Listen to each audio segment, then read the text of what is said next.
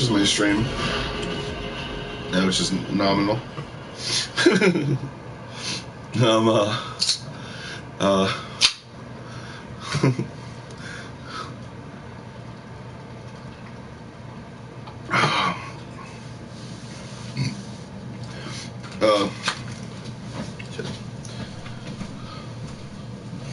I might not be taking Haldol anymore, which is a good thing because it means my brain is starting to adapt with all the stuff that's going on inside of it, and I'm starting to not exactly need medication.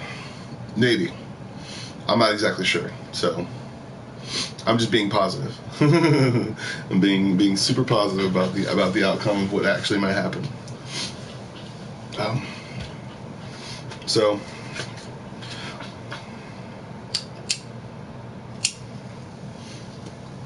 I was at a group home, and at that group home I did a couple of streams, but it was not really nearly as a place for streaming. And really what it was like me kind of hoping that I'd be able to stream there, I guess.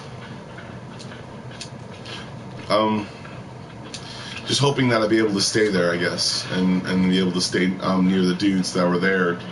But of course, they were kind of like iffy too. Sometimes they were cool, they were fun to be around. Sometimes they were also not fun to be around. Sometimes too. There was a dude I almost got into a fight with, but I'm still friends with him, kinda. And he's cool. But he also air punches sometimes, which is really weird. And he also talks to people that aren't there. So there's that. But that was kind of like the normal, I guess when it came to people like that. And then there were people that were that were cool. Like student Matthew was actually really cool. He actually let me play some of his video games on my system, which was really awesome. But before my my CD thing went out, I actually was able to play Days Gone for a little while, and I was able to install the new PUBG or install the update for the PUBG and to be able to use the network services. And I really wanted to do that. I really wanted to go and do a bunch of different stuff and like really like make it to where, you know, I was actually gonna stay there, and then a bug infestation happened.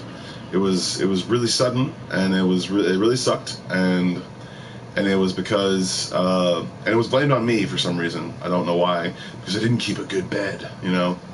But it was because they had the infestation. They didn't even know it. It was in the walls. So that's where they kept coming out of every single time I was around. They just kept coming out of that one place, that one area, and it really sucked. It really sucked, and I really hated it.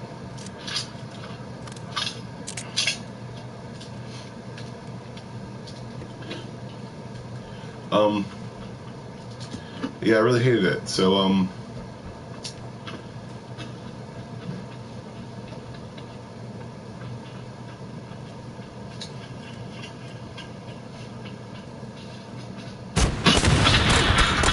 damn it! I can't aim this shit at all.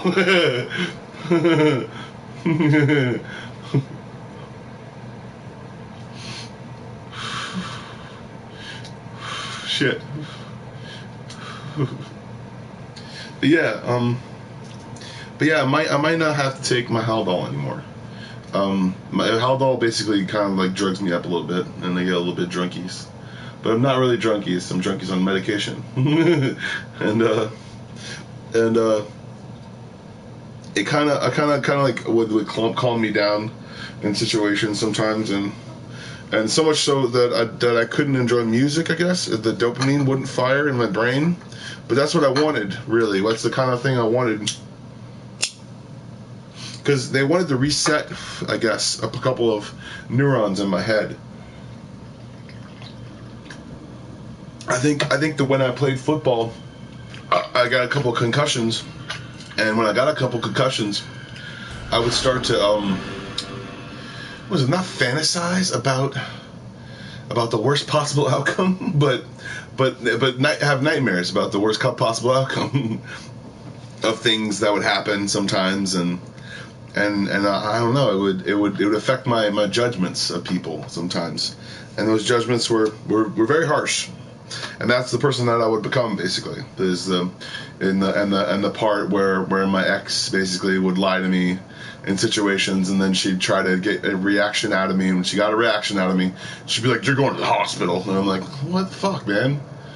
I just you lied to me for 2 years about your intentions of staying or going," and like I'm like she was expecting some fucking like, "Oh, that's okay." No, it's not okay. I wanted you to leave this fucking terrible city behind that fucked you over and told you a bunch of stuff that was lies. But no, whatever. I guess not. She's gonna stay there and probably die, and I'm gonna not be there and be around more progressive people, hopefully, and people that actually enjoy a good amount of music and not just actual country all the time and for all the time, every single day of my life, listening to the same shit on the jukebox and not having a central service that actually does that and like makes you rent and stuff like that and keeps an economy going within a bar stream. So there's a lot more people in it. No, it doesn't happen in Pascagoula. There's one bar. There's 2 bars. I'm sorry. 3 bars. And those 3 bars get all the traffic every single time there's anything or anyone ever there. There are some bars in Ocean Springs where some questionable people hang out. Questionable people meaning normal people. And normal people being people who don't do drugs all the time. That's where that antisocial construct comes from, man. It's got to come from doing meth and taking drugs and doing pills and shit, and I don't know, man. It's got to come from there. I think it comes from there, like that antisocial construct, I guess. I don't know. It's just.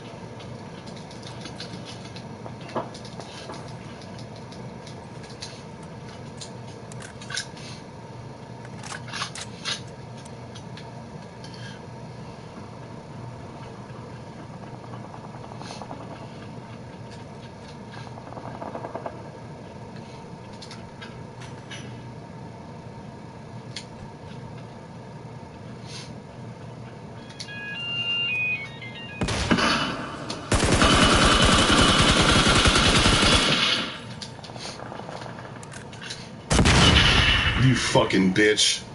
I had to get closer to him because he was... I had to get closer to him because he had a fucking Panzerfaust. God damn it. Everyone's getting a fucking Panzerfaust. But it might not have to take that anymore. It might not have to take Haldol anymore, which is... I'm getting an actual...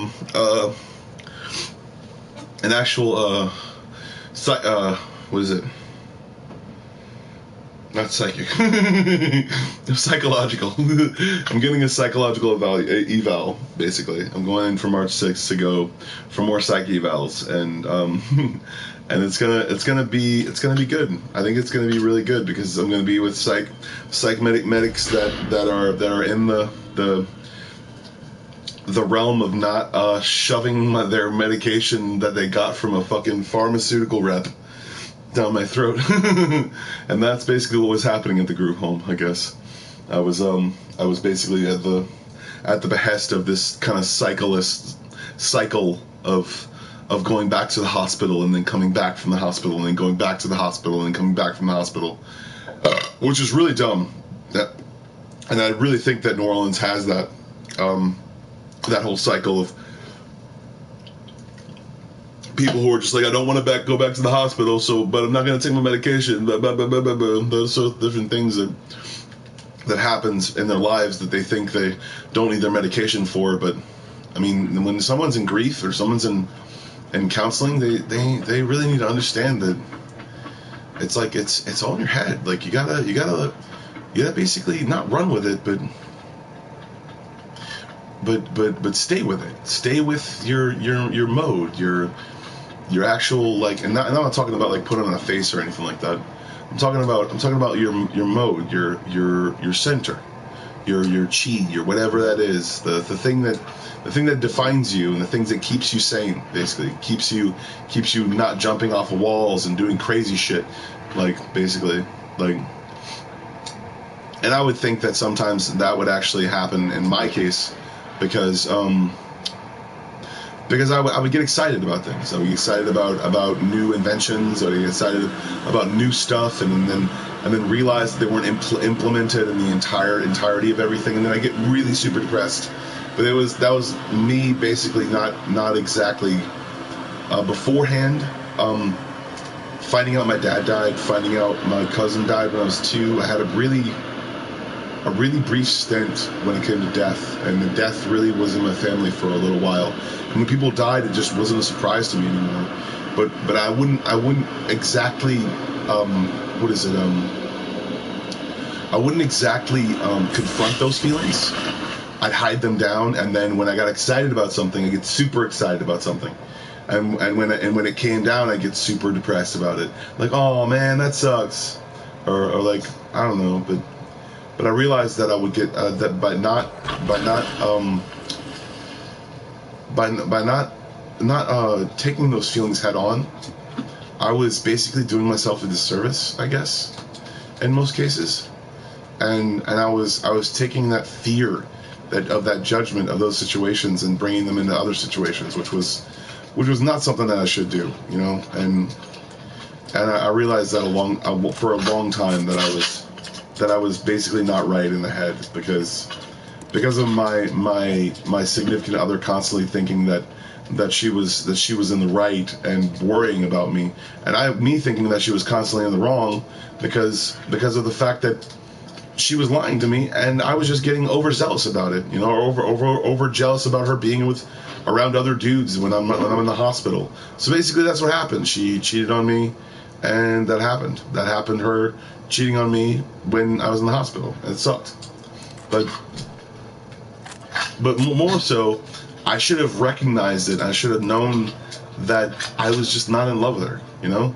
The reasons why I was so not super jealous or anything like that, but I was just really kind of in the dumps about things sometimes. And when I would get up or get giddy or get excited about anything, she would wonder why I'm so excited, or she'd never seen anybody like that. And it was because I wasn't putting forth, I guess, enough effort to be with her, I guess, maybe. And also I wasn't really in love. I think that's what really got me out of that situation. Me knowing that I wasn't in love, and I hitchhiked home, which was a stupid idea. I should have called somebody to come pick me up or something like that. But I felt as though I needed to do it on my own, which is also another real reason why I probably had a mental problem. And I really realized that I had a mental problem because I didn't call my sister to come pick me up or something like that, which my sister would have done probably in a fucking heartbeat. Like, because me and my sister have our love and hate relationships sometimes, but we always try to get each other out of situations that we know are serious and problematic for each other. Sometimes I've always been there for her with her exes and with her kids, and I've tried to be there for her in situations where I thought something would actually like turn really serious. And I don't know, man. I just thought that maybe I don't know. I wasn't thinking really, and that's the point. I needed to start thinking, and I really needed to start thinking. And when I started thinking, things started to look up for me, and they started to look right in this situation. Sometimes I need to find a zoom scope so badly in this situation, because there are some peeps that are probably going to hit me with some bullets, and I'm going to need to be able to see them. But yeah, that's basically how it happened. How I started to think first, I guess. Slowly but surely it happened. I started to think, and I think the situation that first came about was when I noticed my dad basically dying, and that's the first situation where I think I actually started to think, and I started to hold my emotions and actually like evaluate them. I was just reacting to everything outside of me, I think, before that. And when my dad died, and that's why I think I had such strong feelings for certain people that will also not really remain nameless because I've mentioned them before on here. But certain people who, and also I've hidden myself away from that kind of stuff, which is really stupid, I guess, in order to feel more or to feel less, I guess. I don't know. I felt as though that I was like, I was just moving in this emotion, in these emotions, I guess. I'm gonna see if I can find some gas.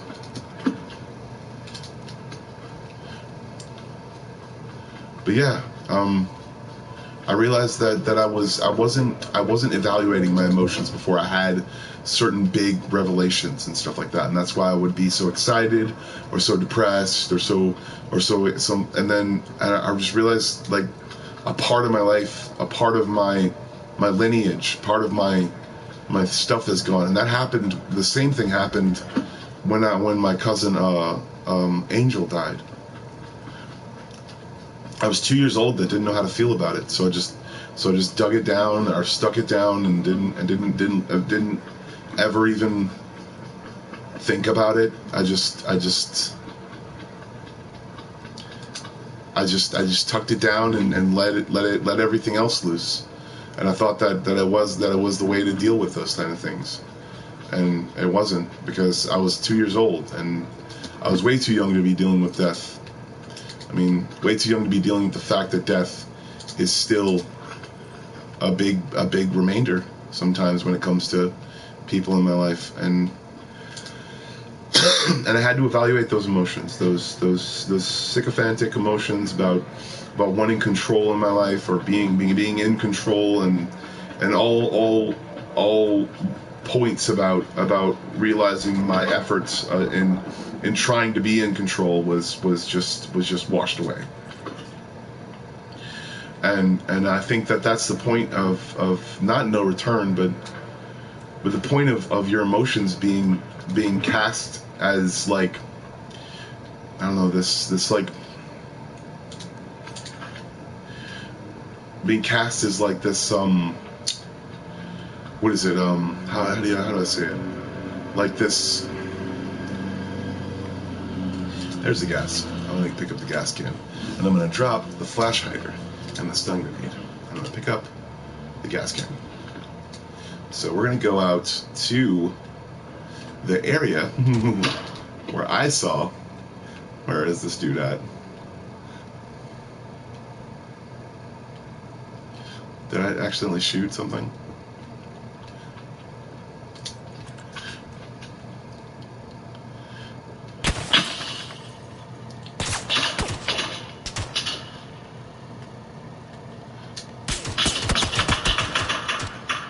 So he's over here.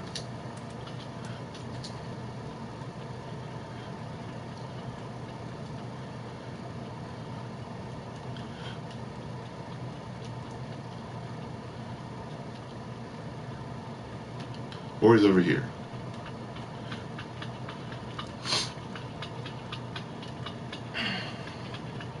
But yeah, the more I think about it, the more I'm like given this like, it's like kind of like reward, I guess, that I realized that it's not something that's out of my control. It's something that I can control, and it's also something that I can get rid of in my life, and that I can control in my life too. That I realize that the more I look towards it, the more I look after it, the more I'll feel like I'm not a victim of it. You know, I'm not a victim of my dreams. You know, let's see.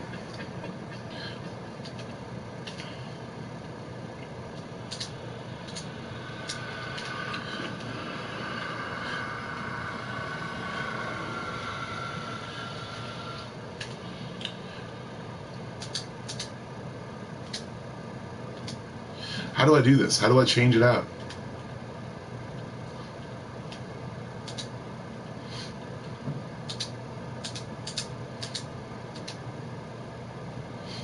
God damn it.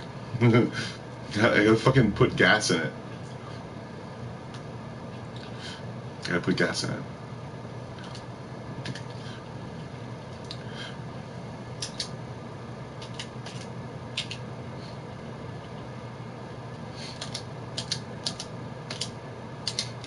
God damn it. Oh wait, I gotta take, that's what I gotta do.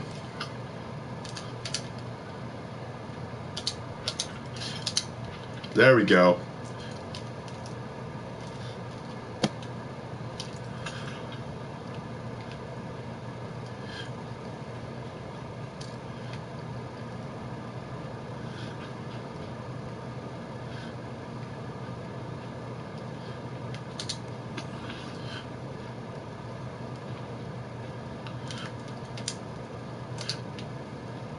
How do I put gas in it?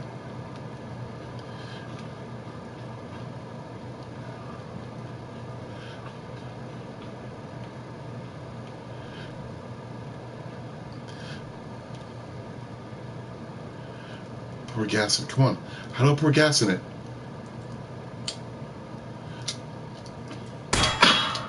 God damn it.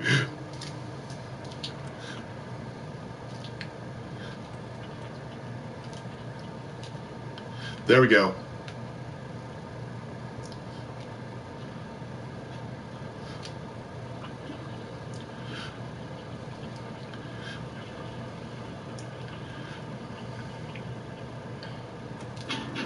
All right.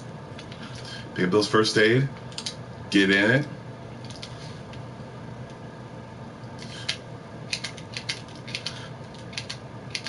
Did I just pour a puddle of gas behind the goddamn thing? Yeah, I'm gonna shoot it. I'm gonna shoot it because I'm gonna die.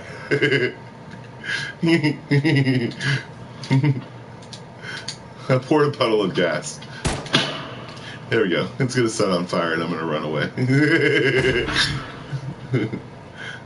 Nice, nice. This is great. I'm super happy about it. I just poured a puddle of gas next to a fucking airplane. And it's gonna die. It's gonna fucking die. And I'm gonna die. Oh god, I don't have any first aid packs because I left all my first aid packs right next to the goddamn thing. Oh shit.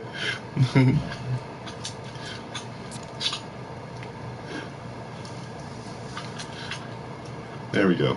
Now we can lose health very slowly, I guess.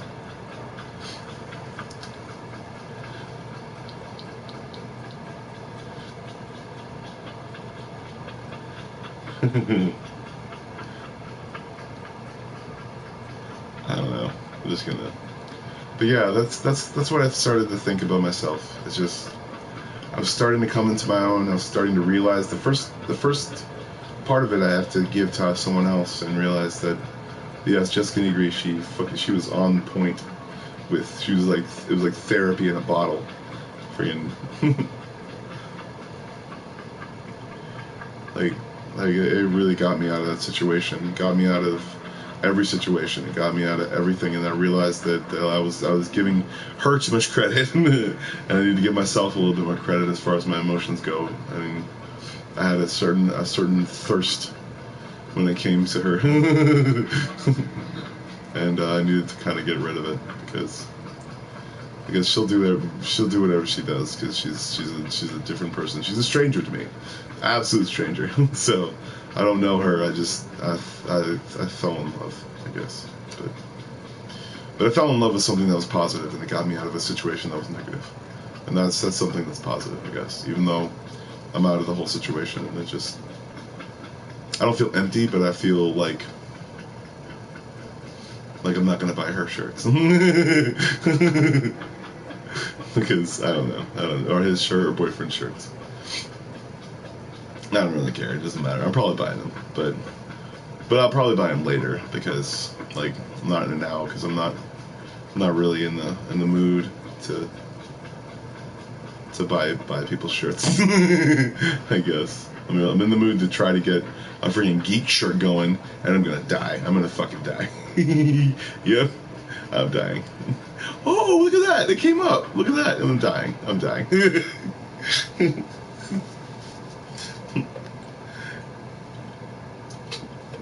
I realized a lot of times that when I was given a certain number of responsibilities, I would put off those responsibilities for as long as possible because I was depressed and I really wasn't giving myself credit as far as my emotions go. I was making it seem like all these different things were so terrible and so horrible and everything like that, and really now medication doesn't seem that depressing. It doesn't seem that horrible because I really didn't have a lot going on in my life. And like the more I thought about it, the more I realized that I was just technically I was giving up. I was putting off the inevitable. But when I get old, I'll have to take blood pressure medication at least. When I get older, I'm gonna have to take some sort of medication and some sort of vitamins or anything like that. So I was just putting off the inevitable. So that's what I think sometimes is I realize that the inevitable really does chip away at you sometimes. And I realized that my emotions were getting in the way of my success. And my success was me taking the medication and not fucking son of a bitch. God damn it. It's so hard. It's so hard to do.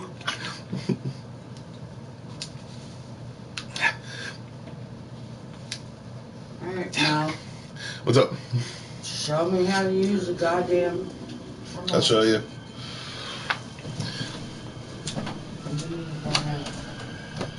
Okay. What's your glasses?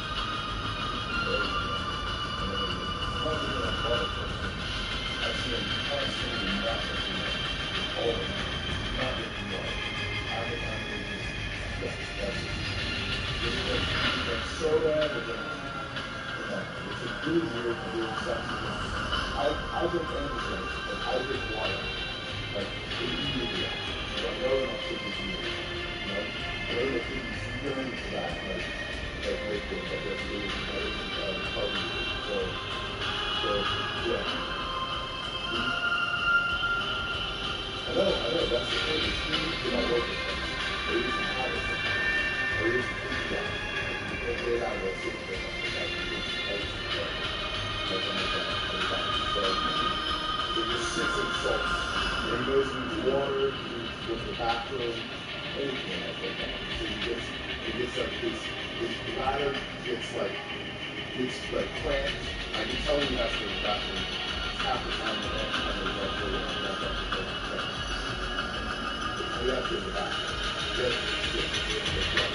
And I went down to all the shit in the world. As the first couple weeks, I was taking a dump I was taking it every 3 hours. Every 3 hours, I was taking a dump. And I couldn't take it anymore. And I had to stop doing that. Yeah. Yeah.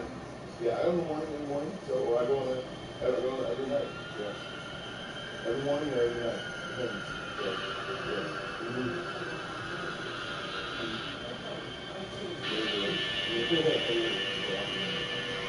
What are you watching?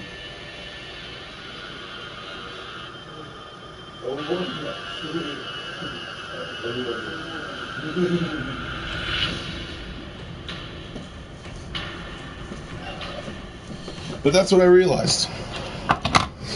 I realized I was putting too much in all my emotions, and I needed to scale them back. And if I was ever going to make it till Jessica Negri's friend circle, and I actually have a girlfriend, I needed a girlfriend for it. So that's the reason why I got the crush of this girl that I liked for a really long time. But of course, she's my friend, and I don't want to ruin that. And also, she probably has a boyfriend still. Maybe, I'm not sure. Maybe. Who knows? So,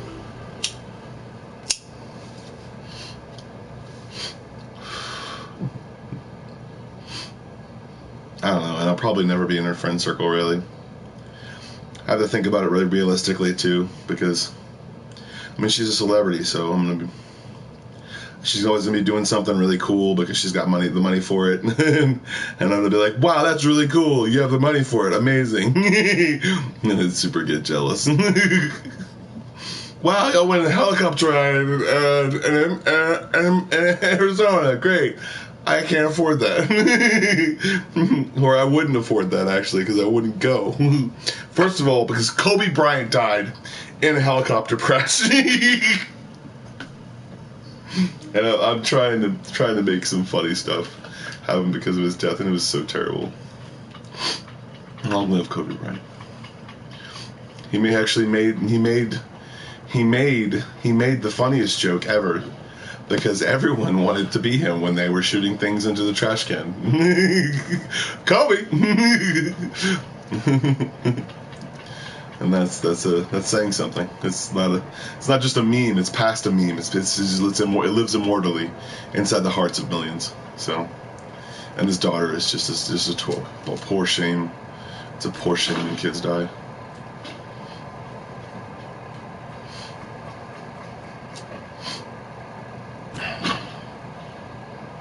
I'm sure his wife is reeling over the pain from it, and it's just something she's got to deal with. And that's the point is like you can't deal with it sometimes, but you have to, because if you don't, then your emotions are gonna suffer because of it. It's just a fact. You need therapy. You need anyone to talk to. If Kobe Bryant's wife wants someone to talk to, then she can talk to a therapist. What did you think? She was going to talk to me? I don't even have an audience. So,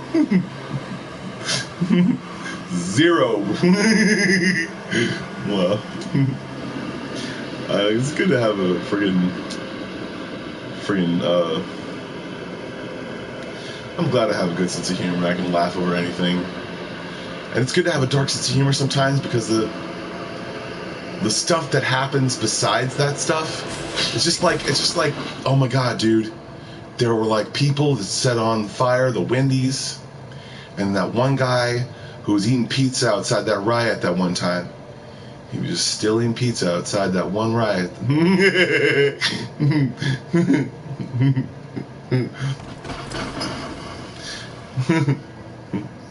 The heat is on, dude.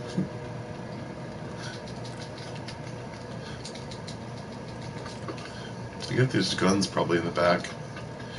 I wanted a freaking military vest. Such bullshit, dude. Yay, I found bullets and a rifle. I found an automatic, maybe? No, not automatic. These bullets would be a lot better if there's somebody like right next to me. I'm gonna get all of them because.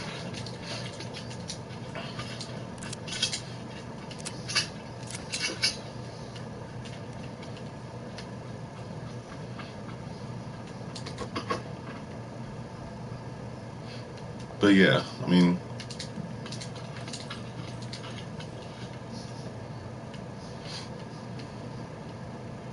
But I don't think that people should go and live that whole part of their life, or live that whole part of their life and just reeling in pain from the loss of like a loved one. I think they should laugh and really enjoy the times that they had together, and sometimes relive those times, you know, in situations that they live again, you know. Yes, 6 times scope. That's what I'm talking about.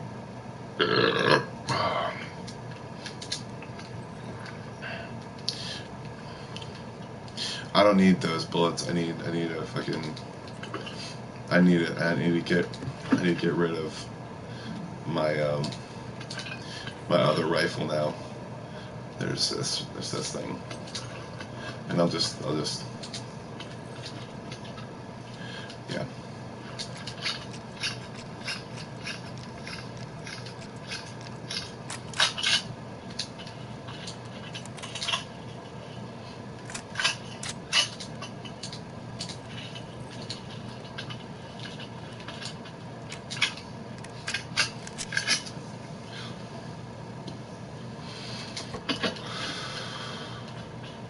I need to stop smoking cigarettes probably, or just not as many.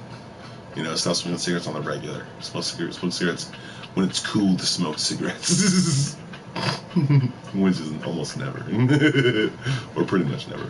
Pretty much never. That's usually what it is for most people.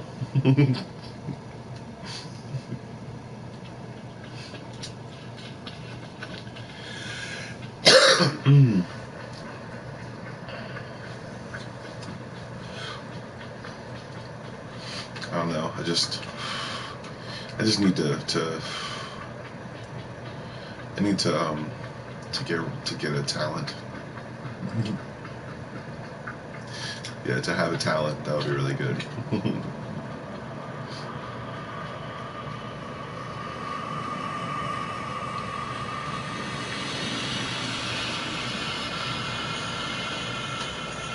To have a talent would be really nice. I really would like to have a talent.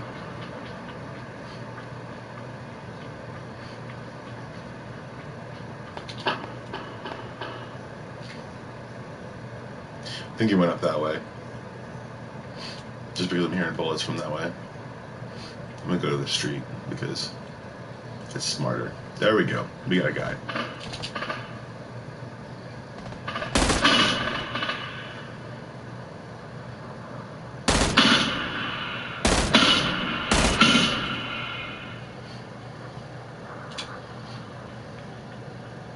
I think there's a dude up this way.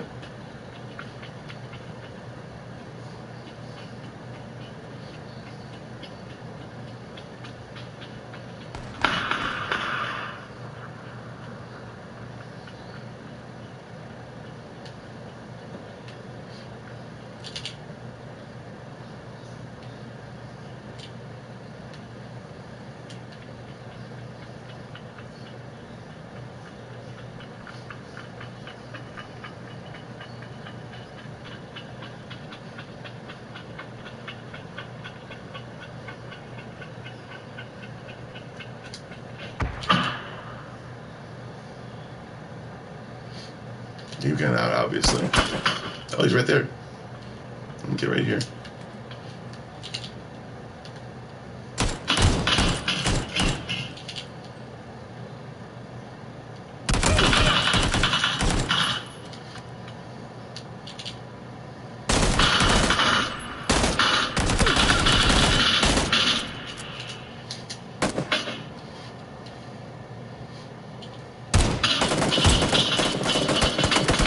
God damn it! Yeah. That was a luck. That was luck. That was just absolute luck. I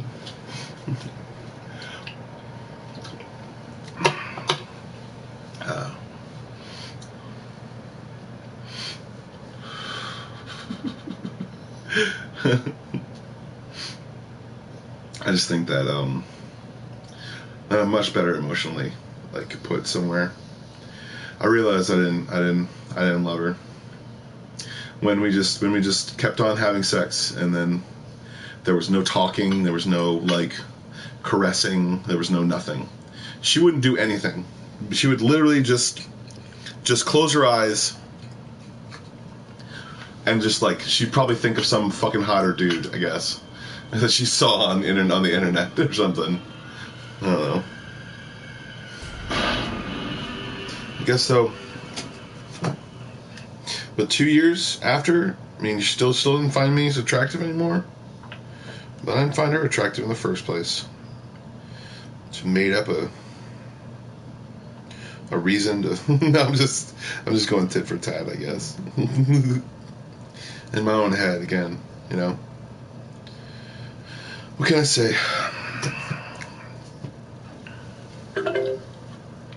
I needed someone to have sex with for my young years, and she needed someone to blame for her mid years because she was older than me. Yeah, that's right, I got with an older chick. I was it 2010. How old was I? 30. I was 22 or 23 actually, and I met her 2010 and 2020. I'm 33 years old in 2020, so I'm 23 years old. She met me at the young 23-year-old age, and she was 32, 35, 33, 34. She was like 10 years older than me. She was just loving it. She was just like, you can stay in my house and you can just love me all day. Yeah, I was super happy to get laid, I guess, and I was really tired of constantly having to deal with girls that had weird friends that would all do drugs and shit. And I was in love with actually another girl, but I was dating her, and she had weird friends. Basically, I'm not talking about weird friends as in like gay friends. They were totally gay. Oh my god, no, they did meth most of the time. So, and also acid, probably a lot of times. Whatever they could basically get their hands on, because it was boring in the country. And I really wish that she didn't have those kind of friends, and because she wound up getting into meth too, which really sucked. And that's the reason why I kind of knew that I should get away from her and her friends. And I think I kind of struck the natural gas when I thought it was oil or something like that. I don't know what it was. I was trying to go for gold, and it struck coal. Yeah, and oddly enough, her name was Nicole. So, but I don't know. I guess I was just looking for somebody to have sex with, and I didn't want any complications. So I just ran away from having a family. She already had her kids. She already had everything basically set up as a family, and that's kind of like what I wanted to do, I guess. I wanted someone that already had a family already set up, and I didn't want the fear of actually making one, you know. and that's what happened. I was a dumbass, and I thought that somehow, this is gonna turn out fine.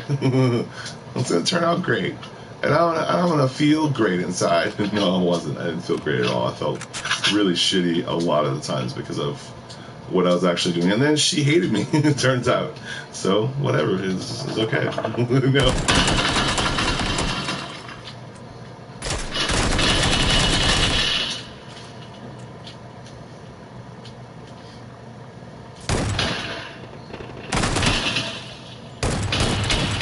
Gotcha, bitch ass. Let's see, there's an AKM. I want the duckbill. Oh, you son of a bitch. You stupid son of a bitch. You knew there was somebody there.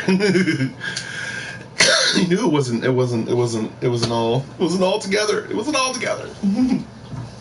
God damn it. You knew it wasn't that way. You knew it was another guy. Every single time I get complacent, I guess. Oh man. This my medicine has gotten me to slow down on drinking almost completely. So I try to drink in between medications, I guess. But I don't really drink at all. Like I have a bottle and I sip off of it, one shot for like 6 hours. And for like 6 hours. For like three hours I had my last shot with alcohol. I'm not gonna go any further than that.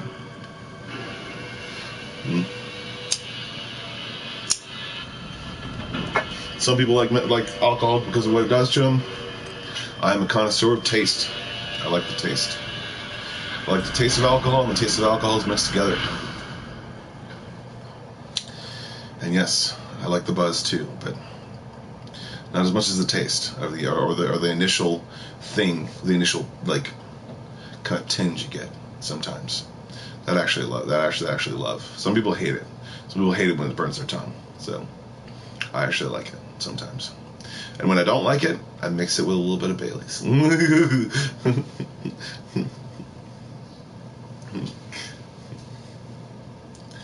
But yeah, I guess there's,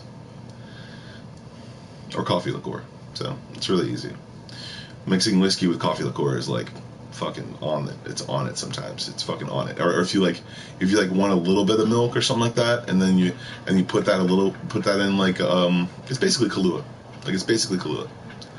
Yeah, it's basically like a Kahlua mudslide, but except like I don't put ice in it sometimes, and it's like this like soft, ice creamy drink that like is warm for some reason.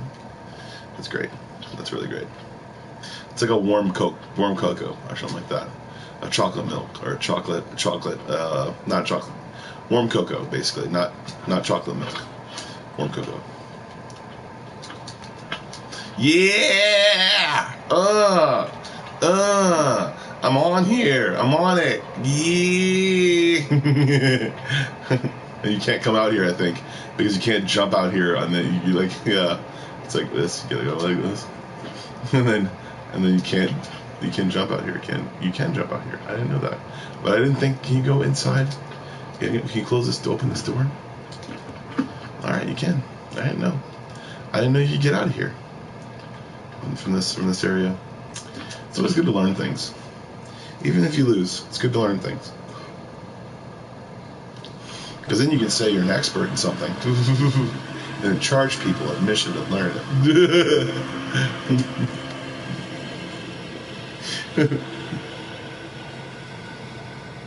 And that's the basis of capitalism.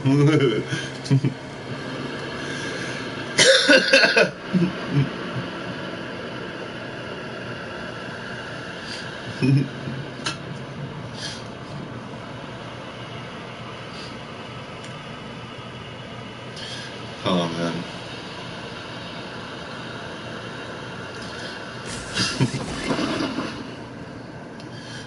I'm just super happy that I'm not feeling so bad anymore. But like the initial hit of emotion kind of rushes to me every once in a while when I look at like something about dads going away, or I get teary eyed in like some movies where the dad is gone for some reason. And it's hard for the single mother.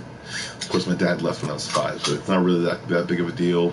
It's more like if my dad would have stayed, how much I would have loved him. I still love my dad, just not as much.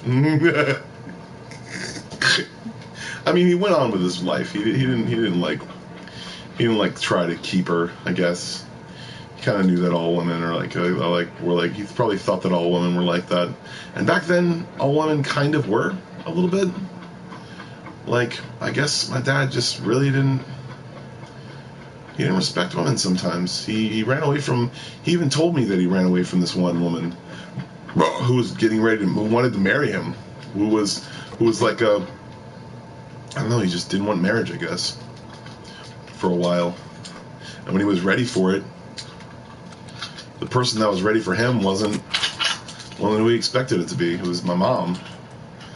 He didn't want to marry for money. He wanted to marry for love. And I'm like, Dad, if I was the son of a gymnast and a dude who went into the military who was playing two-lane football, I'd be still just as happy, Dad. You know, and I just still, because he's my only dad, you know. It didn't really make a difference to me, so.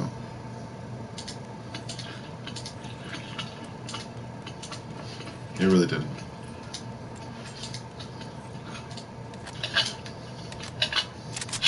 I still loved him, so. I mean, maybe my dad wasn't around as much as he could have been, but he was around enough. More than most dads are these days.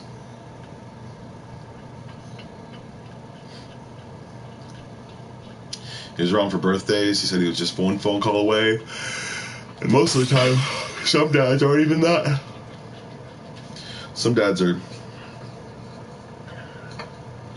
out fighting wars in themselves.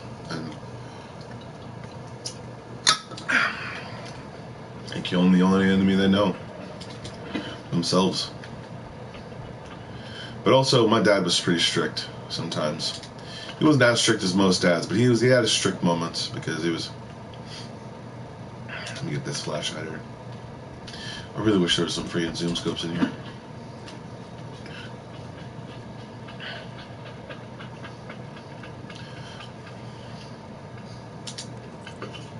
Three-time scope, yeah, that's what I'm talking about.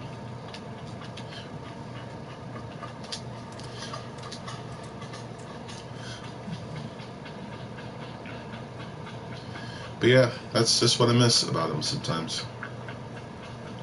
I miss how strict he was sometimes, and how he totally told me he was in my corner. It was nice to hear sometimes, just from anybody. No matter what I was going through, it always felt better after I talked to my dad. Maybe he wasn't always there for all my brothers and sisters. Maybe he wasn't there for my sister enough, and that's pretty much why I didn't like him, and realized how strict he was and how much he wanted to talk to us instead of talking to my sister and giving her advice, you know? Because we're not that different. I mean, girls and boys sometimes we're just an innie and outie. and really, I mean, my sister could have used some really good stuff, but she got on later on in life, and she got some really good advice about staying with people and doing different things and really being on her own sometimes. And my dad was on his own, basically, and he did things. He conquered the world, kind of, a little bit.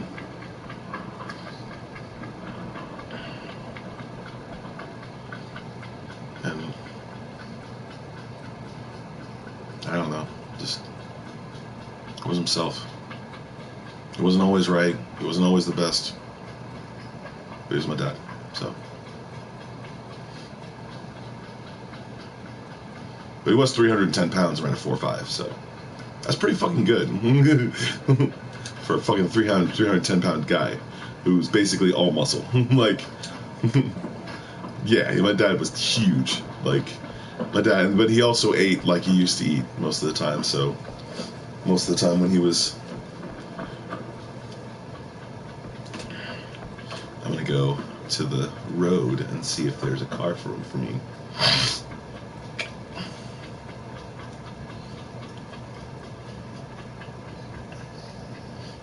Any car at all, whatever.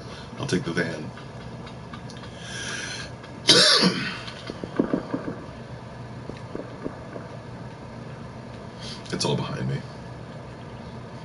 See if there's a motorcycle right there. Let's go. Let's do this. Flip these burgers. I need a motorcycle, so I'm gonna get the motorcycle. That's the. I need to go over these hills pretty quickly, so. And I know that motorcycle will probably get me there. So there we go.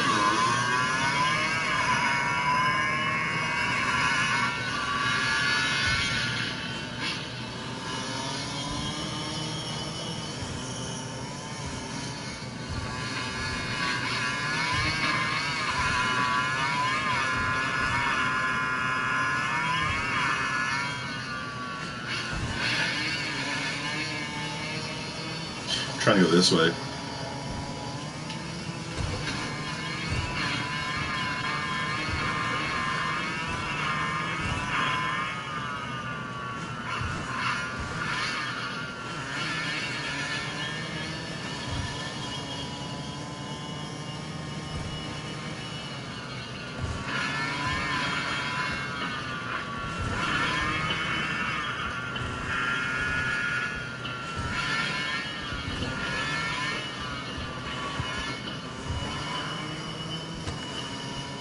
I'm going to the red zone, know that.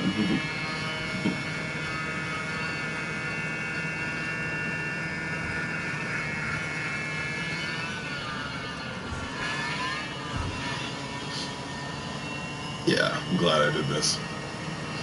I wasn't doing a much faster job and going right way at where I need to be.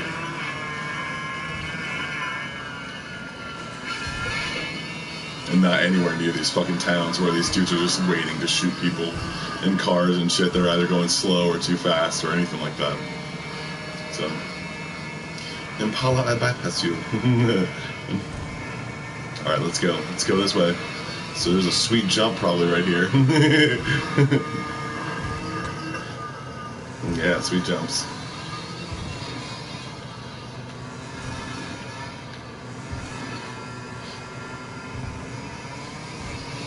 We're gonna go on the opposite side of the circle so we can.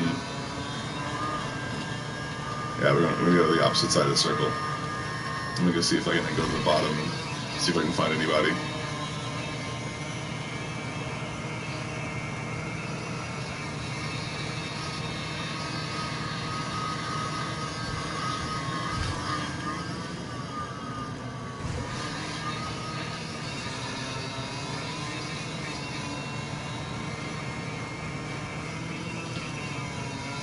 Yeah, boy. Doing the BMX shit. That's what I'm talking about.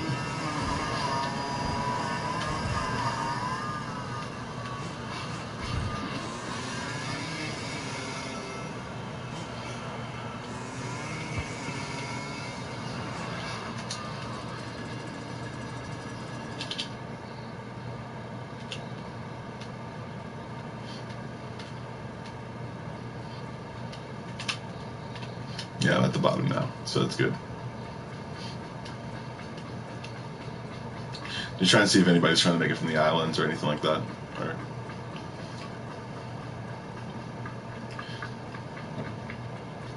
I hear shots, but I don't know where they're coming from. Basically, they're off in this area right here, so I'm just gonna go this way so I can roundabout try to get to them.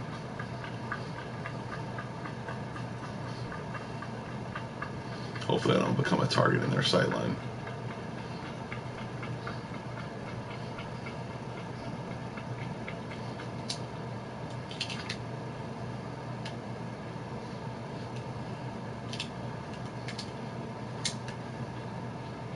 Wish I had an extended scope, but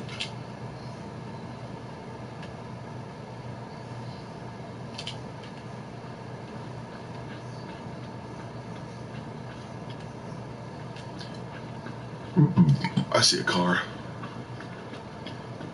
I hear a car too. Make sure to get in front of trees to make sure that if it comes up on me too quickly, then it just hits the tree and not me.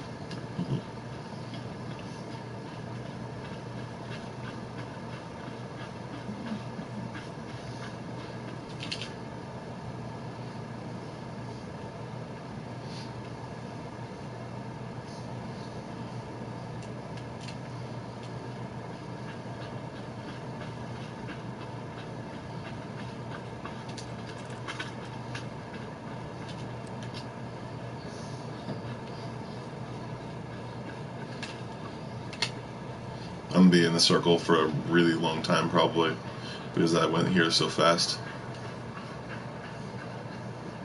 Or I'm going to be in the circle for as long as somebody. They see just somebody right there. I don't want them to see me. I'm going to scope them out. Are they going to land on this road? I'm just trying to stay in this front of this tree as long as possible while he's in the air.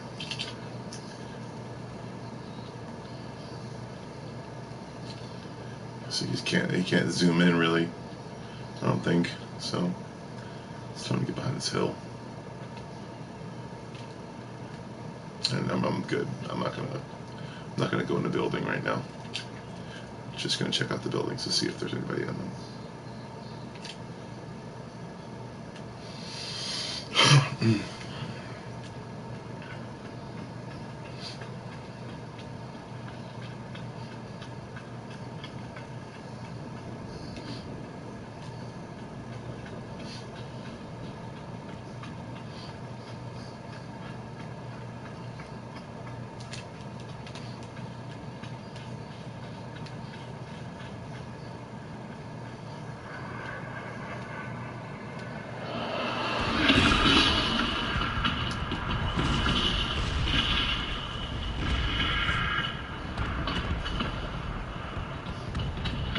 See if I can at least get into a building.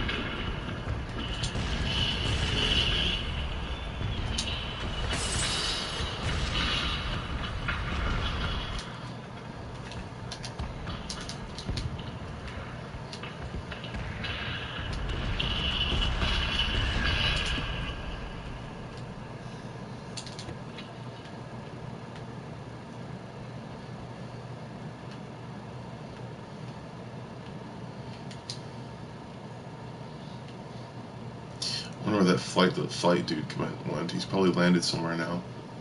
He's probably somewhere close by. There he is. No, he's going. Is he going to that one?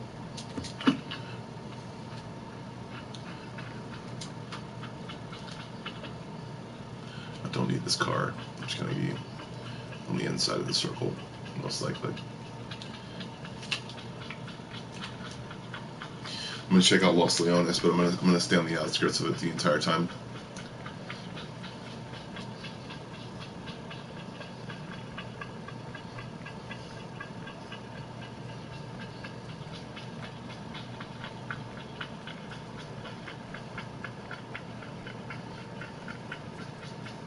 I don't think Los Leones is going to be in the circle, but it might be.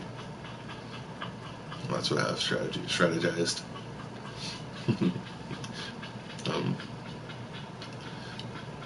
I just I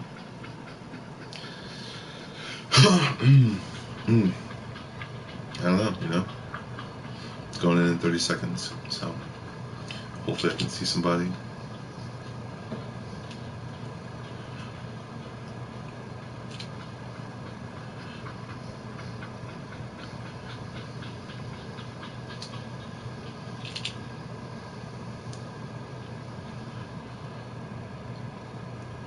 No open doors. Means no challengers. Nice.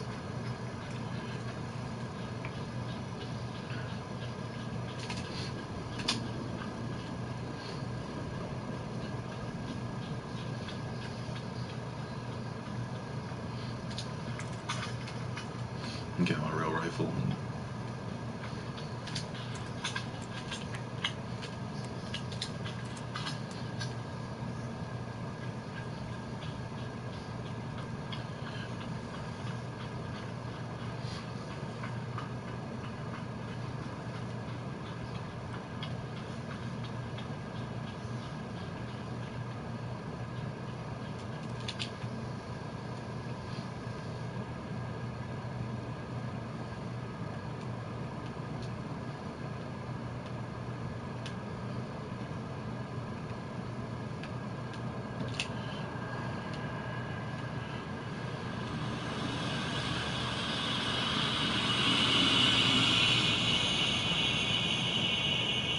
I'm not going to go to it no matter where it is.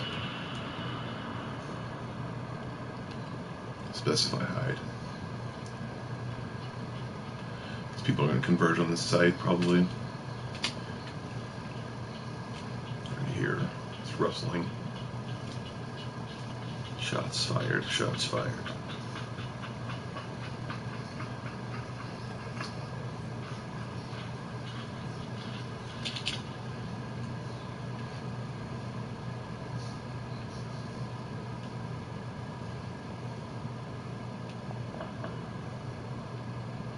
It's probably over that ridge and not below.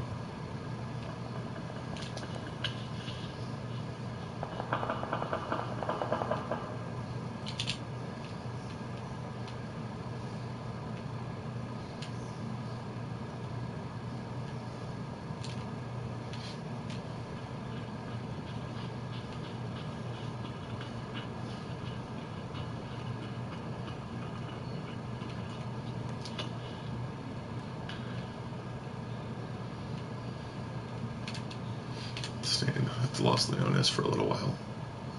Yeah, that's gonna bring it in. So I'm gonna see if there's anybody at this little point right here coming in.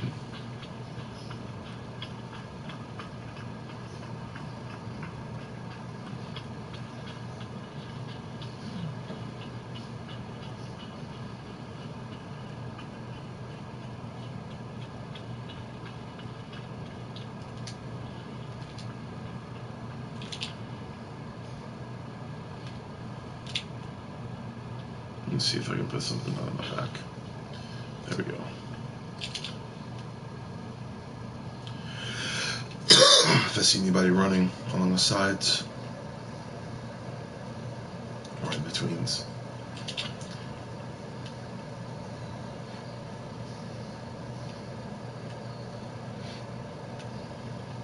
I don't think there's anybody in those windows.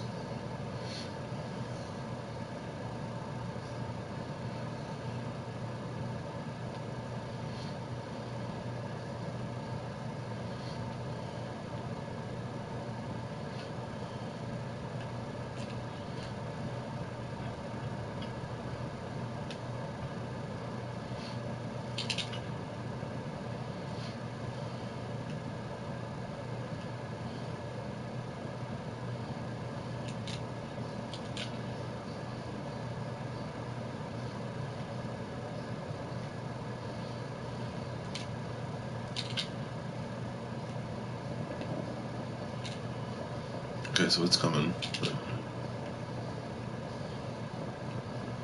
Probably 3 or 4 fighting at the same time.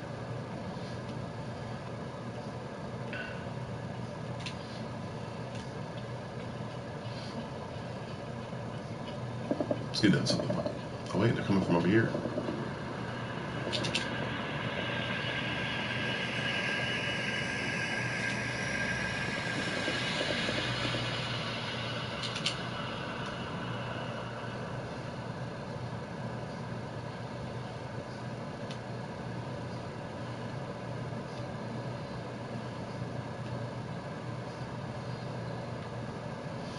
Oh.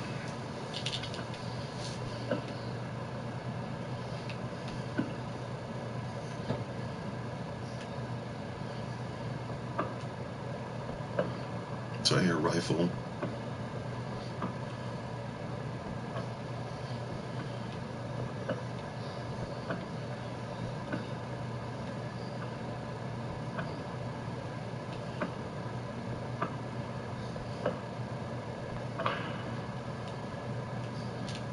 There's more.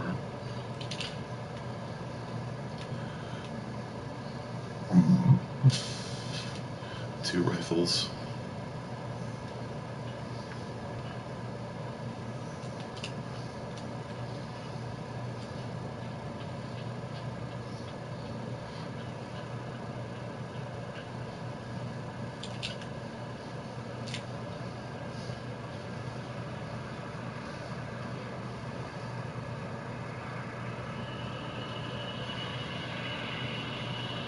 Okay.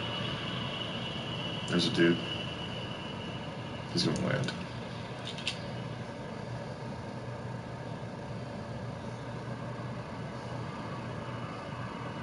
Okay.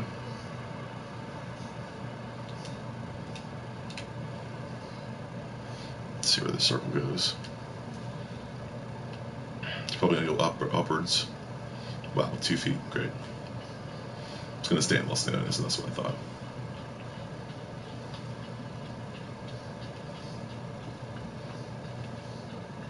I'm gonna have to check the horizon line.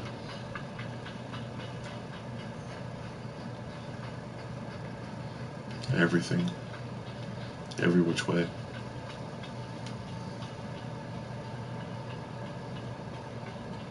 Let's see if we can, alright, check this over this hill.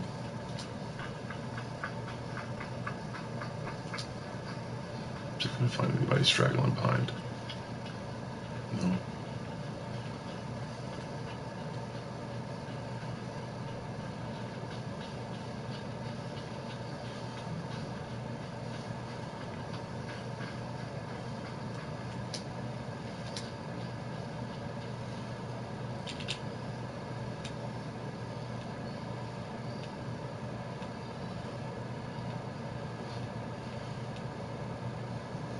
No.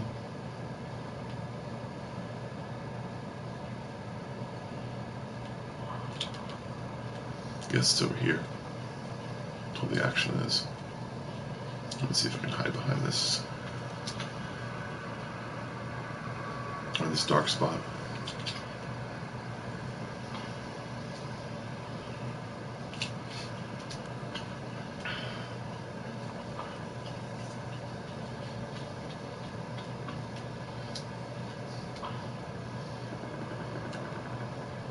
Okay.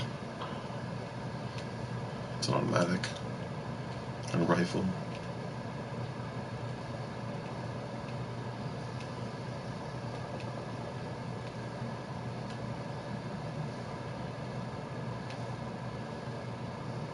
There he is, I see him. He's running fast though. I don't want to get him. There's another one running fast, going towards him. Probably gonna get the remnants of this fight.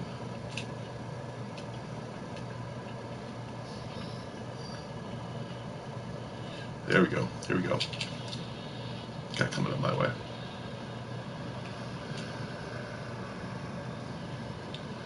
Okay, maybe not.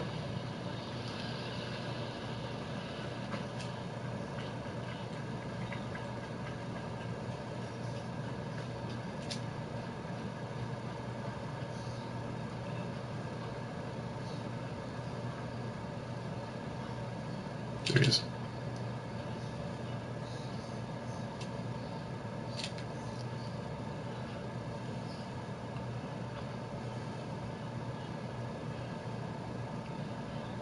.154.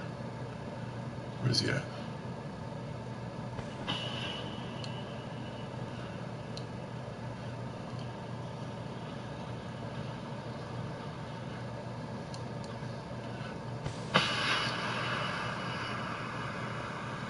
There he is.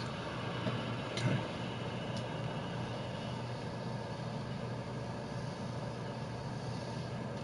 There he is, okay. Hopefully he doesn't run through it yet. Just run backwards, run backwards, run backwards. Backwards. Get down. Wherever you think he's in, get down. And when he pops his head up, I'll be right there.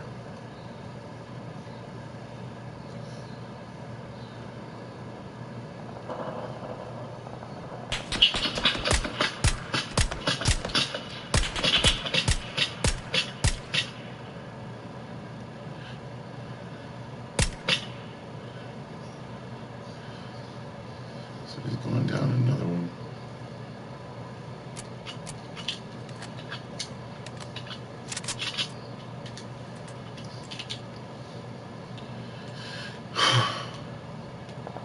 Going down another one.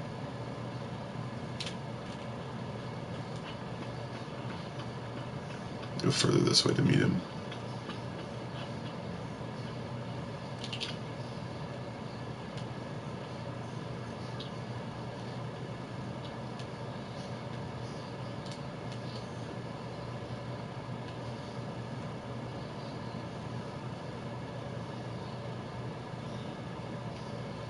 He knew I was right there. I got 8 seconds. Okay, I go. Because He's probably coming this way too.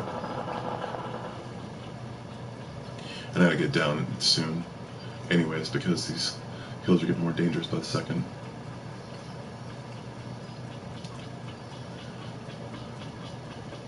I'm gonna run through this this place. It's probably the best place too, because it's in the zone.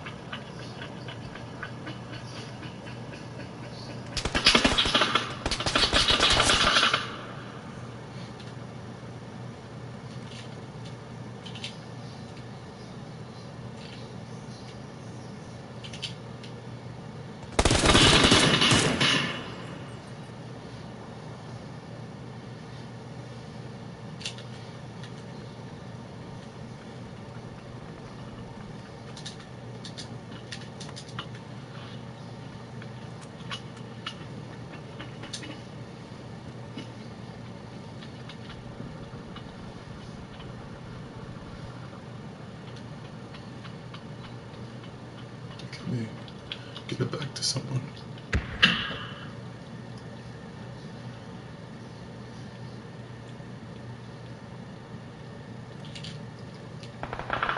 There he was. There he goes.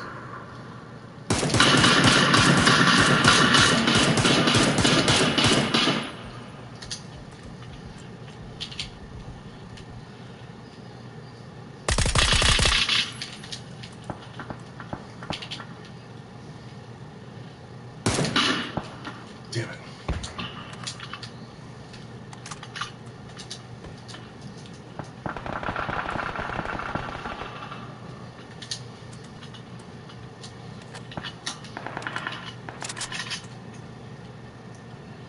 Oh, shit.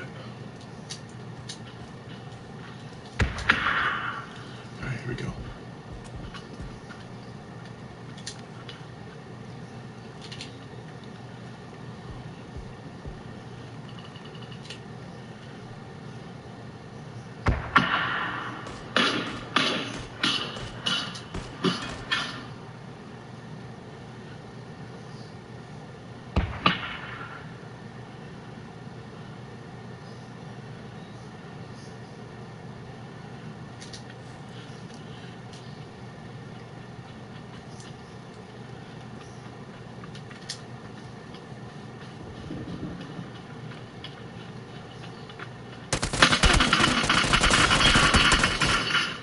What the fuck? Where was he? Probably 2 places, motherfuckers. God damn it. I was number 9. Yay! Made it to top 10. Yeah. It just takes strategy. And all you gotta do is not kill anyone. Because then you lose bullets.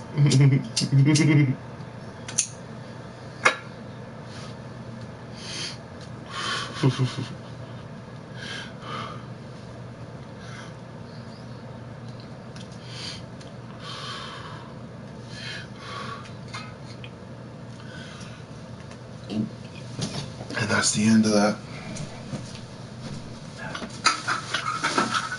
Alright. Hydrolyze. Hydrolyze.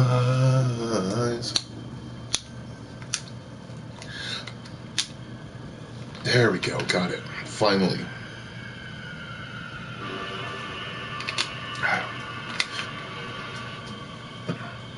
This is supposed to be 60 doses? Fucking hell, dude. It's less than 20. This kept me for an entire weekend, I guess. They fucking...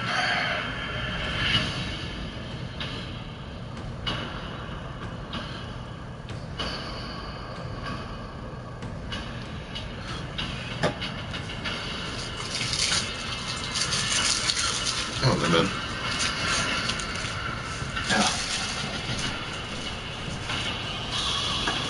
My insurance isn't kicking in, I guess. It's supposed to kick in, but my insurance is holding something right now, so I guess my insurance is doing something.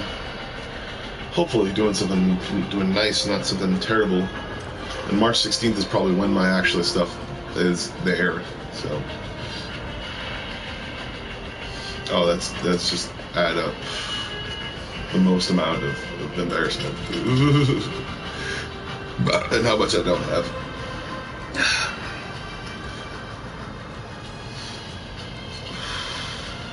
What's really stupid, I think, about some kind of like Twitch streamers and stuff like that is who has the latest gear and the coolest stuff and everything like that. And there's nobody just watching a regular gamer. Like, it's always like just chatting and like everybody's just like makes something and they'll say something like, "Don't do that, don't do that." They're all kids, by the way. That's just really dumb. And then I don't want kids following me. I don't want them following me. It's dumb. Because first of all, not only will you basically I don't know, you basically like, all right, well, it's Sunday. Today's Sunday, so tomorrow I think whatchamacallit, what is it, and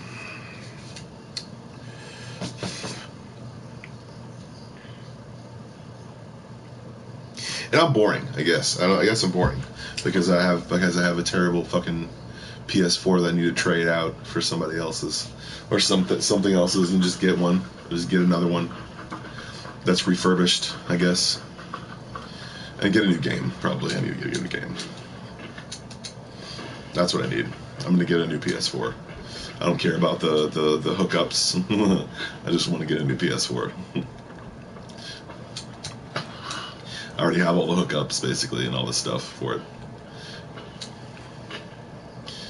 That's what I'm gonna get. I'm gonna get with my Bitcoin money, probably.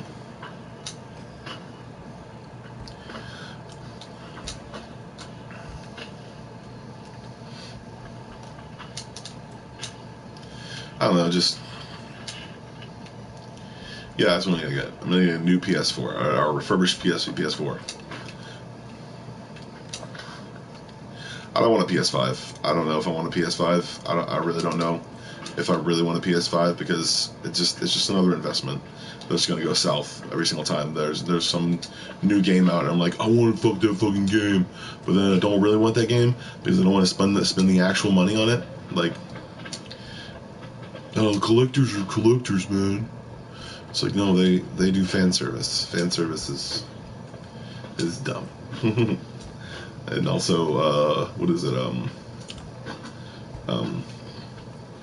not I'm actually LLC though, so I'm gonna do stuff with media. I'm gonna actually one of my stocks is probably going up, so I'm gonna sell that one as soon as it hits a few mark that needs to. So I'm gonna wake up at 9 o'clock and it's already gonna go down, and that's when I'll sell. Not really, but no, it's gonna already go up. It's gonna go up. One of the Nikola basically got a permit, got a and I saw it on Google things. That's usually what I usually watch for financial information most of the time. Is Nikola just snagged itself a freaking contract with GM and a whole bunch of different other electric vehicles and hydrogen vehicles, because electric batteries are sometimes too hard to make too. Hydrogen batteries can be hard to make, but they're very easy to sustain, and it's gonna be. That's really stupid, I guess, is all these dudes are like, it's so hard to sustain, and you don't know if it's gonna pan out, and they're like while pouring gasoline on something, while pouring gasoline on their wounds.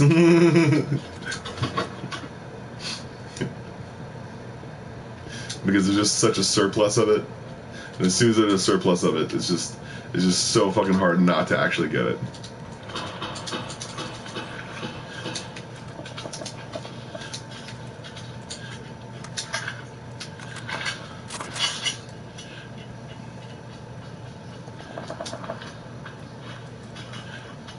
I need a zoom scope. I need to check these places for a zoom scope.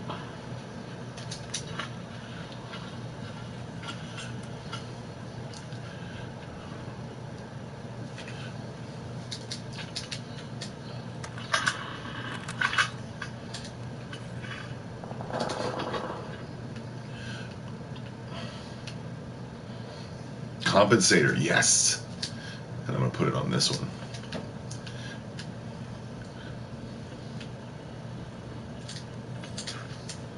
I'll put this one on this one. And where's the zoom scope at? At least 3x scope.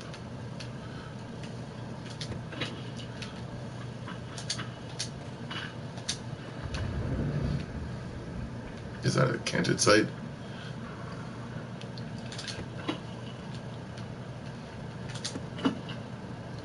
Come on, come on.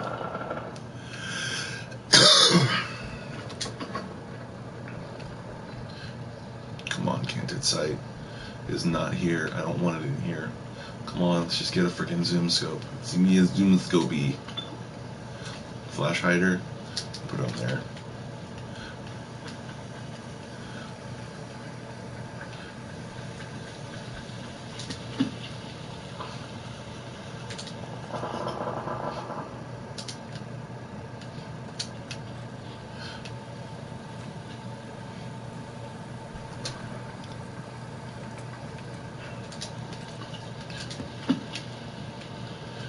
There we go, 2x scope at least. We're gonna put it on that one. And then, since I have the compensator on that one, and we need a book bag. We need a backpack. Because we don't have any ammo, any room for anything else. It's nighttime, and it is hard to see. Holy shit. I need a fucking laser sight, that's what I need.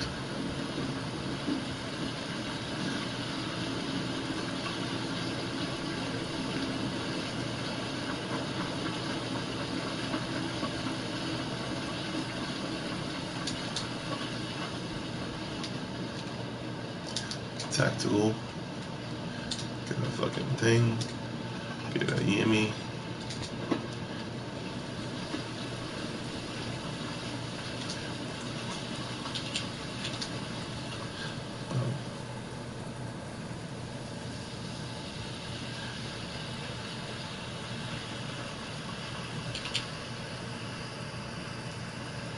So 2x, I think.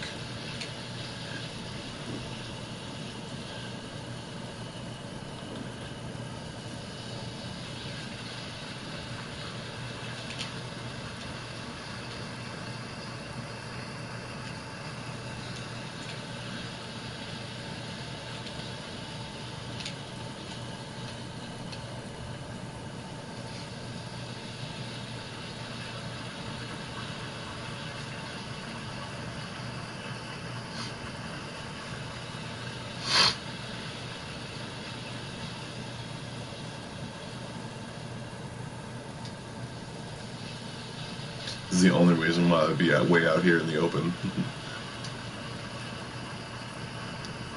Go near the trees. See if I can hide amongst the plants. I'll become one of them. I just sit. Just sit and watch. Where's another one? Oh, see, I thought that was a dude.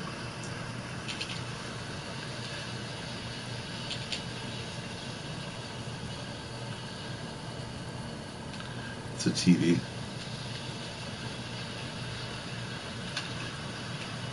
I am in the middle, absolute middle of the circle. I had no idea. I had no idea where I was as far as the circle went, but I know I wasn't outside of it, so I just pretty completely forgot about the circle to begin with.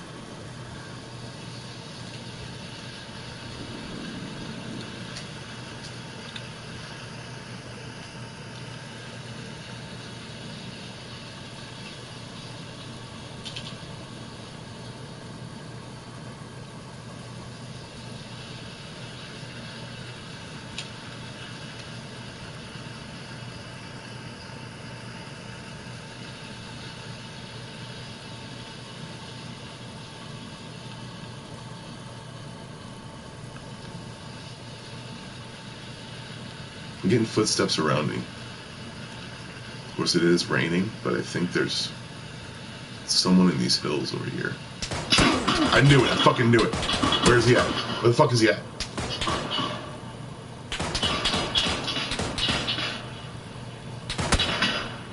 Oh, fuck, dude.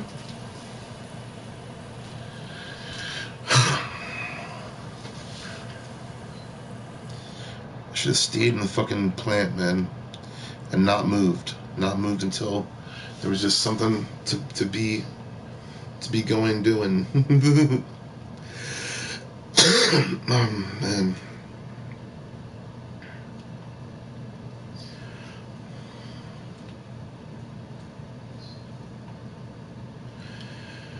Oh, man.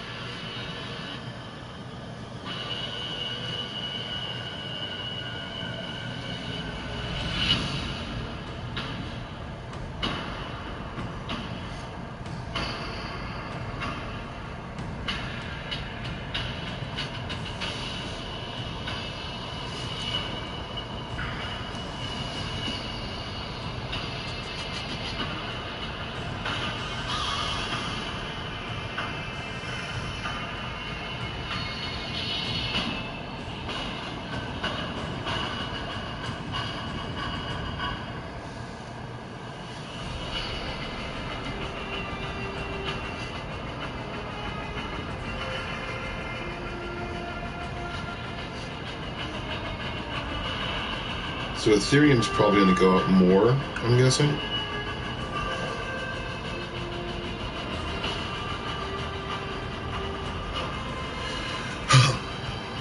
And I'm betting on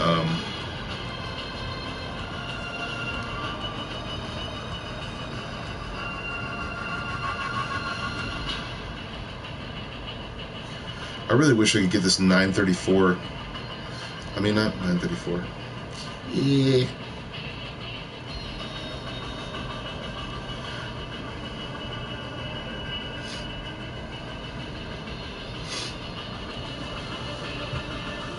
Because I'm watching Ethereum right now. I'm watching Ethereum, watching what it does for as a possible net gain. And so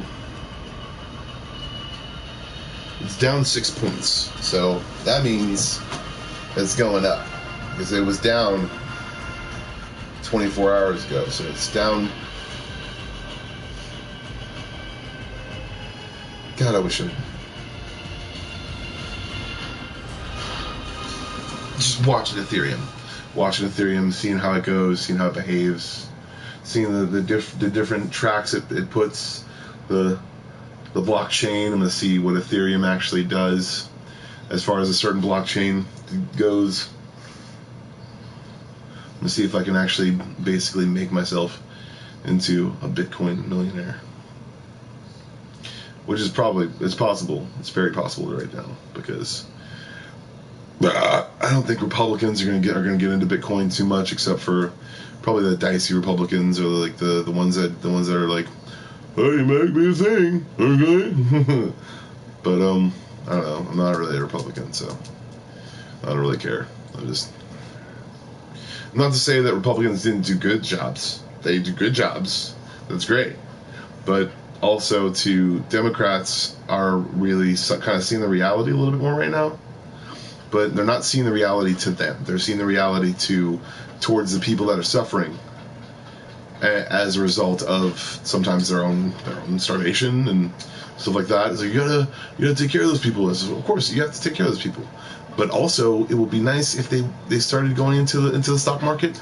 There was such a scare, like in the 80s and 70s, about the stock market being like this fucking terrible thing that you have to do fucking cocaine and get prostitutes to fucking even know how to do. You have to be this like fucked up person to be on the trade market, because the man lives and dies on the stock market. Because people would go in on it very, very often. They would go in on it really often, and when they would go in on it often, there weren't many ways to trade. There weren't many ways to trade, so people would be like, oh my god, where's the nearest stock market then? Well, you got to go to New York. No, you don't have to go to New York to trade on the stock market. You have to talk to someone over the phone. Really, that's the way it was in the 70s. You can talk to someone over the phone, and you can invest basically $10,000 to $15,000 into what people would call penny stocks or anything like that. And then it became a huge scam because everybody was doing it in the 70s, and then everybody wanted to do it in the 80s. Everybody was like, what happened to all those? Well, that wasn't a good way to actually sell stocks over the phone. There's a good way, is for it to be on your phone. Be on your phone now. Why is it a good way to be on your phone now? Why? Because you can see it in real time. You can invest it in real time and on your own terms. So it should be a lot more easy for everyone to get into it, but nobody's getting into it now, especially the Republicans, and especially Republicans that have been like, well, I got my guns and I also got my things. Well, might as well just I don't know. Basically, people who have been on the status quo for a really long time. And that's really what fucked up, I think, the movement of a lot of different people and a lot of different times in a whole bunch of different ways. Like, it's just, yeah, it was a whole bunch of different ways that things got fucked up and people didn't know what to do because, yeah, there were just a lot of ways to fuck up a certain rights movement. And in this case, there's a lot of ways that you can still fuck it up, I guess. But in some ways, people have kind of gotten in the way of it. They realize that, no, people can't stop you from investing on your phone. And really, if you invest on your phone more than $10,000, I mean, technically you should have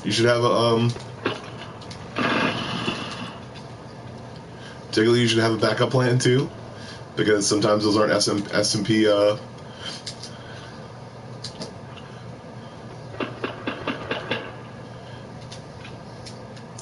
70 bullets, so we need more bullets.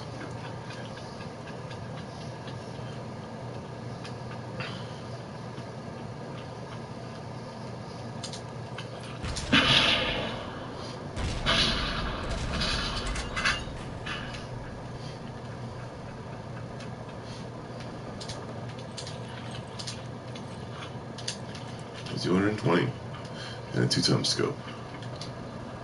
So where's this dude at that just set off those huge explosions?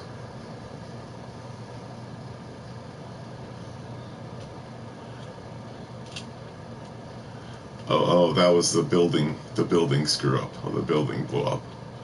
I think that's one that in this desert, basically, that goes blue, and it's like every place in there you need to get away from. Let's see if there's anybody down here. So, because nobody came in there with me. There's only 40 people, I guess. So it's about 50 people, I guess. I had my fucking automatic, man. It's absolute bullshit. So glad PUBG isn't like stock market. It's a lot harder. It's a lot harder to be in PUBG than it is to be on the stock market. You have to just look at the percentages. Look at the week's percentage. Look at the week's percentage. And also I don't know, just charge your phone. It's so much easier to actually go on the stock market now, and there's so many people that are accepted, Cash App included. People can say that, oh, you can make fraudulent charges with Cash App. It's like, no, you can't. You really can't. You can't turn money.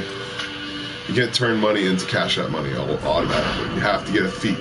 There's a fee that always happens, and that usually fraud in itself, if it comes from like a dirty source. When you're doing investigations after the fact that the money has been transferred, you can actually just like check and see their actual income that they do for taxes, and then get them back on that, you know, and then get them on taxes, and then so understandably that it's taxed, and then, but we don't want drugs in the first place, blah blah blah blah blah.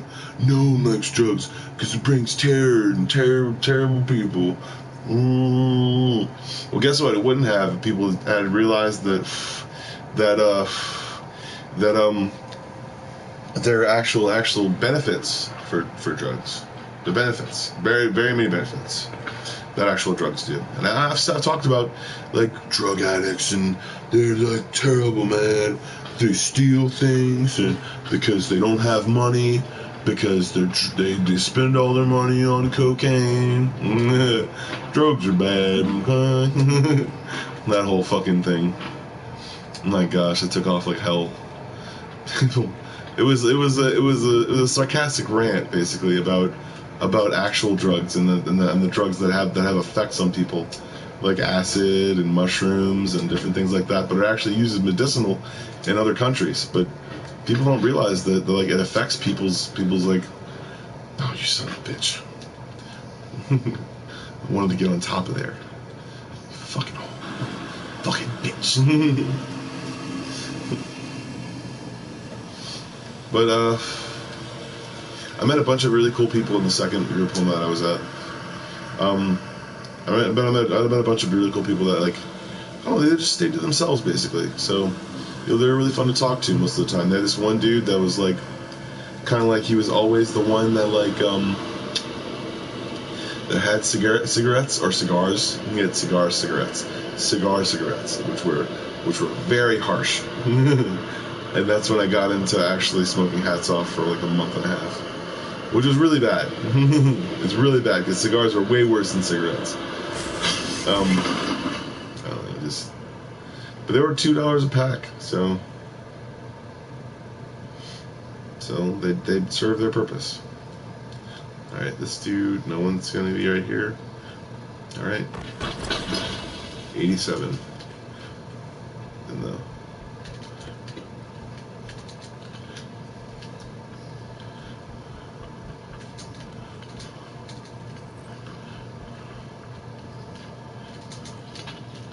Laser sights. Backpack.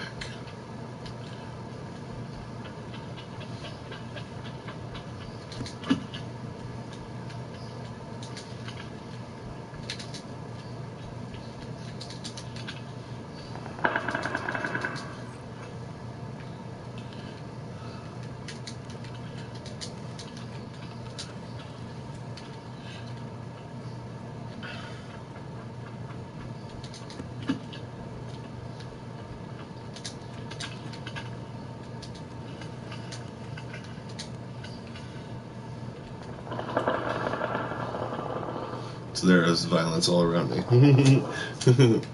There's violence all around me. And there is no way to... Oh, we get you.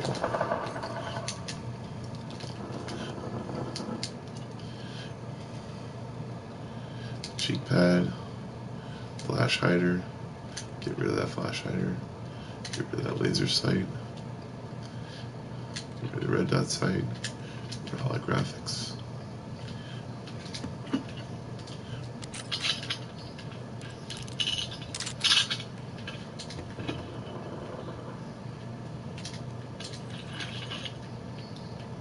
Compensated for an SMG. Pull on you. Pull on you.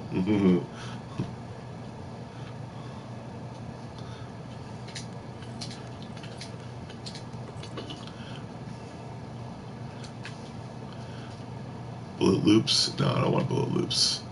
I want to be able to sit and fucking just enjoy it. The shooting in the game.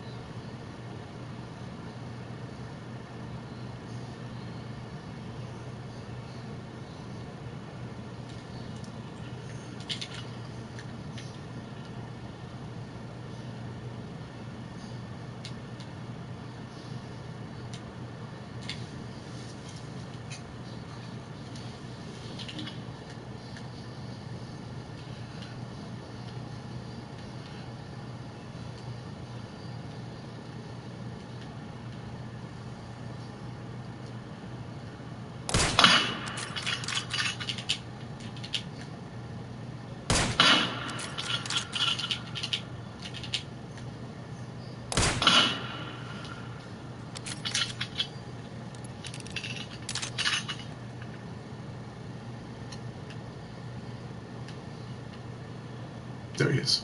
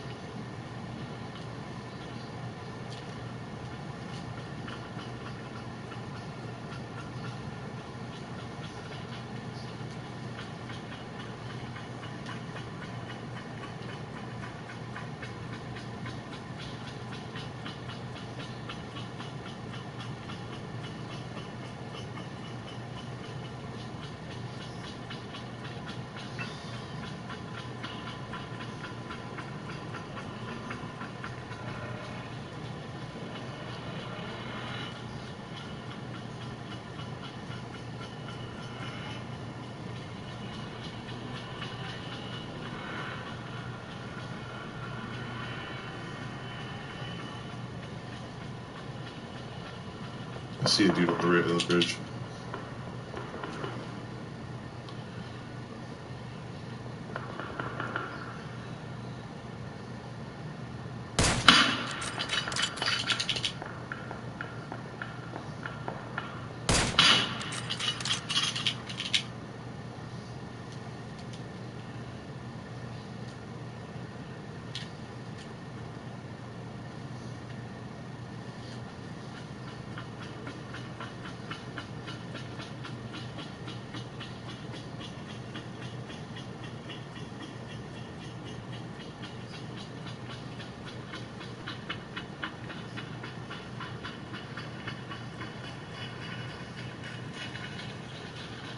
Myself a target.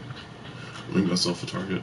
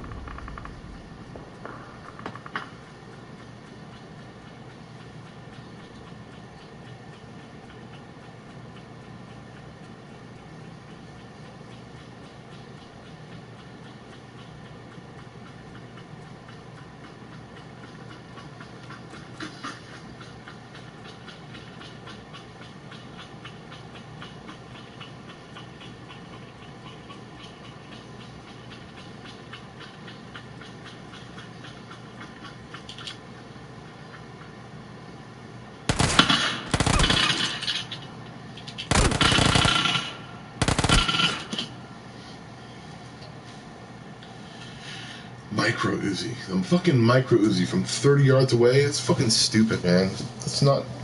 He's got a fucking headshot mod on. I don't know it.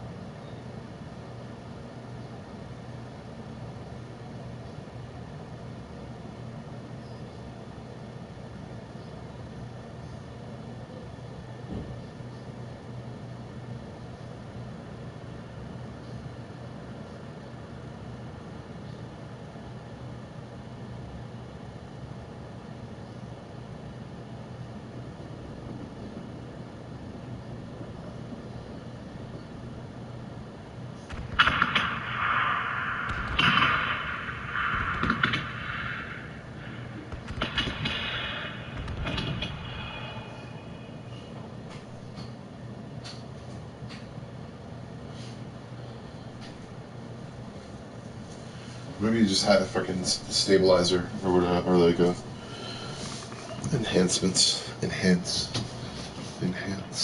Oh man. I'm so tired of this game. It's been an hour and 57 minutes. I think get ready to go to bed, so.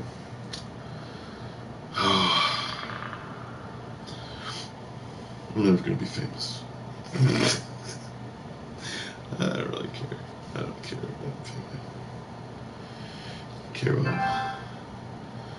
Care about making this money. Part of me would like to believe that I could be in anyone's friend group, I guess, but I don't know, people are such elitists sometimes. In their own friend groups, basically.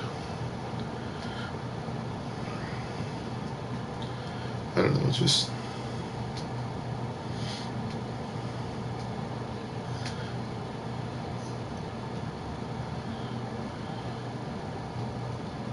It just matters. Have a good day. And you are your own one-person bomb squad. You do these situations that you think are happening. But if they're not, then there you go. Get some fucking therapy. Have a good day. Or talk to your friends.